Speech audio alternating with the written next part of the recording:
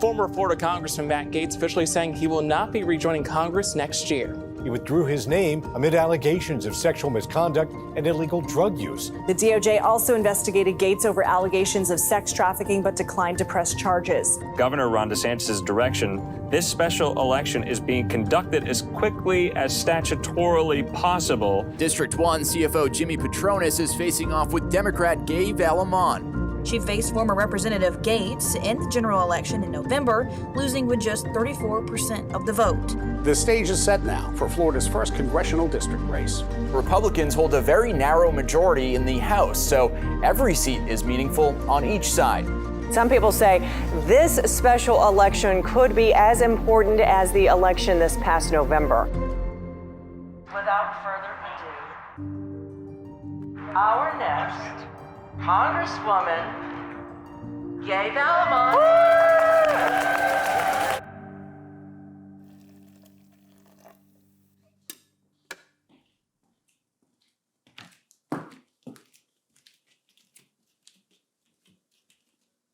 I am from a small town, bartended my way through college, and became an athletic trainer.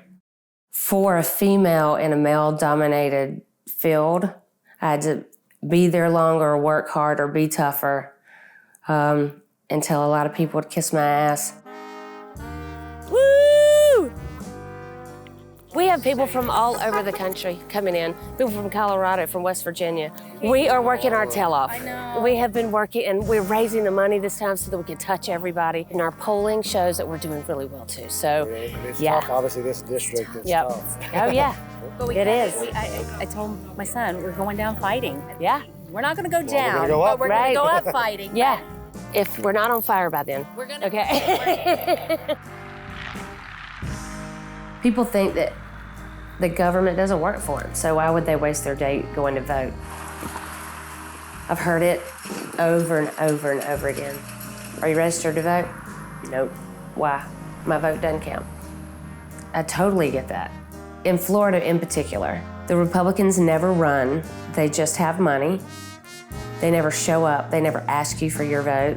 They've gerrymandered the state so much that they know they're gonna win. I tell people I'm not a show horse, I'm a workhorse, and President Trump knows he can count on me. It's like a big ass soap opera in Washington instead of like, hey, remember your constituents?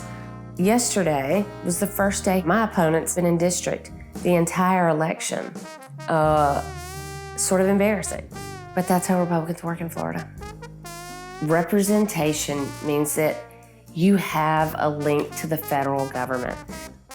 And that's what this seat is about. This seat is about the local economy. This seat is about our vets. But nationally, this seat is about balanced government. The president does not hold the purse strings. Congress holds the purse strings. That is in the Constitution. I've learned a lot. Woo! A lot of people are coming in. Sweet. Getting to hear people's stories and the things that people are concerned about. The shit's about to hit the fan here. They don't understand that these people that invest in our community are about to leave. Fraud, waste, and abuse. Waste.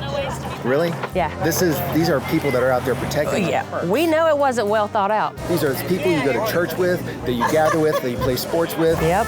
Gives me confidence in knowing that I can go to Washington and make good decisions based on what I've learned from the people. That's what representation is. It will be something if I get beaten by a ghost candidate. Like, I'll be so fucking pissed off.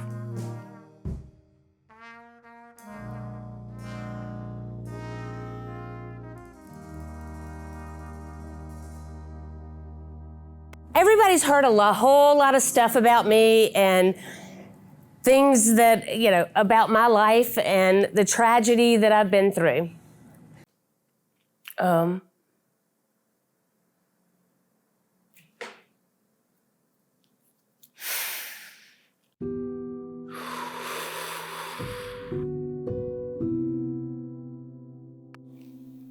My husband started having symptoms.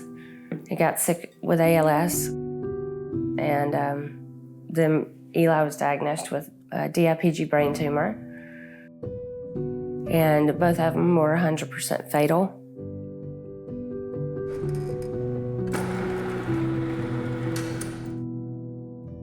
They were both eventually confined to wheelchairs, and I took care of them until they could no longer breathe.